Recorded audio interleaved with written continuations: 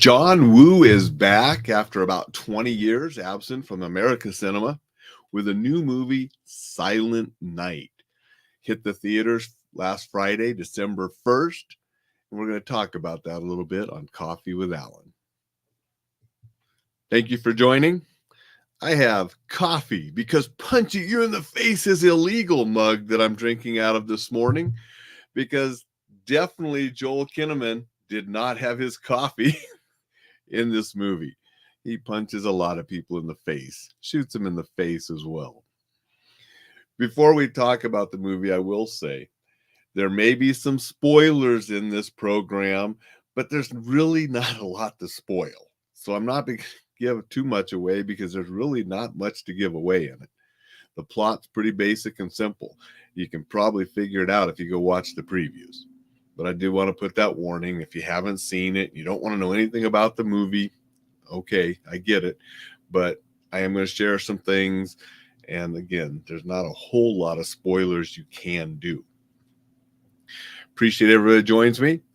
Thank you to everybody that's been sharing this and downloading it and comments. I'm getting more and more all the time. Greatly appreciated. The newsletter is going to go out this evening. If you have not signed up, go to enjoylifesafely.com, sign up for that newsletter. Now let's get back to talking about Silent Night, John Woo's new film. First and foremost, Silent Night, there's more to that than just it being around the Christmas holiday time period. The actual movie is silent. Nobody talks, no dialogue. Now, it's not completely silent where you don't hear anything. There's a soundtrack of music throughout the entire movie, and you hear the car crashes and the cars chases. You hear the grunts and the groans during the fighting. You hear the bullets and bangs and explosions, but nobody talks. There's no talking in the movie. The only English or voices you hear come through some radios and police radios at times, but nobody talks in the movie, which is sort of an interesting thing to do with a film. You know, the show it, don't tell it kind of thing. Let the movie tell the story rather than dialogue telling the story. So it was sort of different in that aspect. Going to say good morning to Dixon. Dixon says, thank goodness we don't have to wait until tomorrow for the newsletter. Rolling on the floor laughing. Yeah, I went out Monday last week. I didn't get it out on Sunday. I had planned to. Things came up, things happened, and it went out early Monday morning before most people probably woke up because I was up early doing it then. But I will try to get it out this evening, Dixon. Okay, so we have a silent movie, no dialogue, which was an interesting take on the film genre. And so I did find that interesting. When it comes to the basic plot, we've seen this before. We saw it most recently maybe with Peppermint, where we had the female lead and the child was killed and she went off and trained and beefed up and came back and got revenge. This movie, that's basically the plot. Joel Kinnaman's character, his son gets killed right before Christmas by a stray bullet from a gang fight that they drive by shooting at each other, and a stray bullet kills his son. He trains for a year and on Christmas Eve goes on his revenge. That's the plot. I'm sorry if I spoiled it for you, but you can get that from just watching the previews. Now, the way they told this revenge story, the beginning and the buildup, a lot of time on the angst and the, everything about the son dying. And it gets a little slow. My wife even commented in the theater, this is sort of slow. And there are reviews online talking about it being boring. And that beginning is sort of slow and drawn out. And I thought maybe more than it needed to be. But knowing John Woo, I knew that it was going to pick up. And it does. The later part, there's a ton of action, lots of gunfire and explosions and car chases, motorcycles, lots of blood, lots of death. If you don't like that kind of stuff, you won't like this movie. If you don't like a lot of blood or you're squeamish with a lot of blood, there's some scenes in this movie you won't care for. If you don't mind that, enjoy the ride. John Woo is a master at certain things. I love how he puts some of the slow motion scenes in his action sequences. It reminded me of years ago, one of his first American movies, Hard Target with Jean-Claude Van Damme. They put the hair extensions in Jean-Claude Van Damme's hair, so he had long hair in that movie. And I remember an interview with him back promoting that movie where he talked about the long hair looked better in the slow motion scenes, which John Woo likes to put in those. Good morning, Jay. Good morning, Vicky. Appreciate you guys being here. So I did like some of the action scenes and some of the John Woo incorporated slow motion and so forth.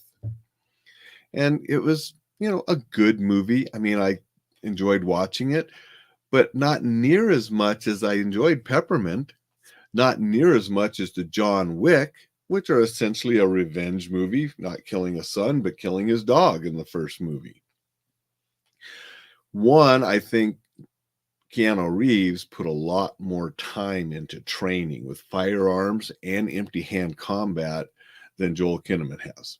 And so you can tell with Keanu Reeves doing stuff versus Joel doing stuff, not quite the same. And that's okay, because the character wasn't supposed to be a badass. And a good portion of the middle of the movie, he is learning how to be a badass. I mean, he's watching videos and learning how to knife fight, and watching, different videos to learn how to fight, going to the range to learn how to shoot, and going to the track where he can learn how to drive. So there's a training part where he is turning himself into the person that can go confront the son's killers. And I did sort of like that part. I've always liked training montages and films that show the progression of how somebody's training. So I like that part. Some people might not like it as much. It was a little stereotypical. You have your Hispanic and Black bad guys tattooed, your real typical stereotype gang type that you saw a lot in the 80s type movies. You have your cop that's involved, and he sort of knows what's going on, and sort of turns the other way and lets the vigilante do what he wants. We've seen that all the way back in the 70s with Death Wish. We saw it in Peppermint. We've seen it in other movies. The other characters in the movie, they don't really have much going on or any kind of development. They really focus on the lead characters, internalizing and the flashbacks to his dead son, which they maybe did a little too much for some people. I didn't mind it. I saw where John Woo was trying to go with it. And I respect John Woo as the director and the producer and what he was trying to do to create a different feel and a different type of movie. Some people will really like it. Other people hate it. I've seen some reviews online where people were walking out. They didn't like it. So it's going to be hit or miss for people. Dixon says, it's very sad that the stray bullet hitting on innocent victim has become a reality here in the USA. And that's true too. This stuff does happen. And, we're not going to train and go on the vigilante rampage like some of the movies, but, these incidents do happen. So that is sad, Dixon. The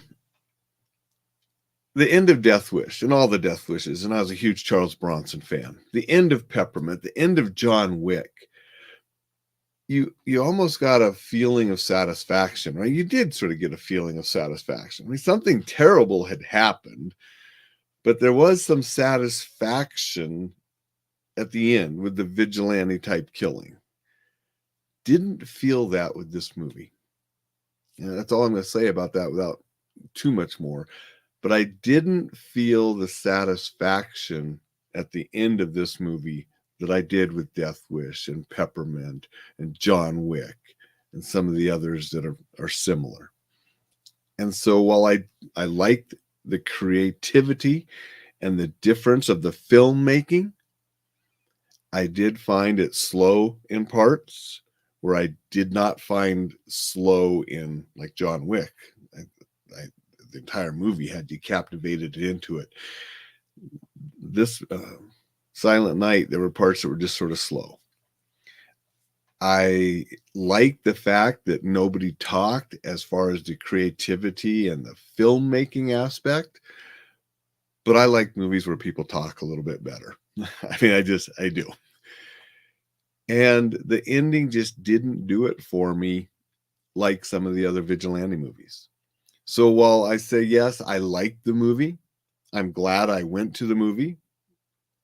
It's not a movie that I would like, wow, I want to see that again, like John Wick or like Death Wish or like Peppermint. I have seen all of those more than once. I don't think I'll watch Silent Night again. I'm glad I saw it once. Once was enough. So those are my thoughts on the movie. Hope I didn't spoil or kill, anybody if they want to go see it. I thought it was worth seeing. I thought it was more worth seeing to see the way it was made, and just because I'm interested in how films are made and different aspects of storytelling, the storytelling without dialogue, I found interesting. I liked some of the special effects. I liked some of the slow motions and some of that, but I don't know if it was as good as some of the John Wick or Nobody special effects and fighting scenes, but it was still good. And the ending just didn't do it for me like some of those other movies. Going to say good morning to Kellen. Greetings from, I'm not sure exactly where I am. Kellen, I know her and her daughter are on a cruise right now. So they're off on a cruise somewhere, and she doesn't know where she is, so I won't guess either. But I do know she's not at home in her home state of Georgia. Jay says, good review. Thank you, Jay. Appreciate that. That's what I have for you today. Just wanted to talk about that movie. Going to do another movie review probably tomorrow. And that's going to be the new Eddie Murphy movie that's on Prime, the Christmas movie. Very different than Silent Night, John Woo's so-called Christmas movie, because it is done at the holiday time, but I don't know if you'd call it a Christmas movie, where Eddie Murphy's movie is definitely in the vein of your traditional holiday Christmas movies, and we'll talk about that one tomorrow. Everybody go out and make it a spectacular Super Sunday, and we will see you tomorrow morning.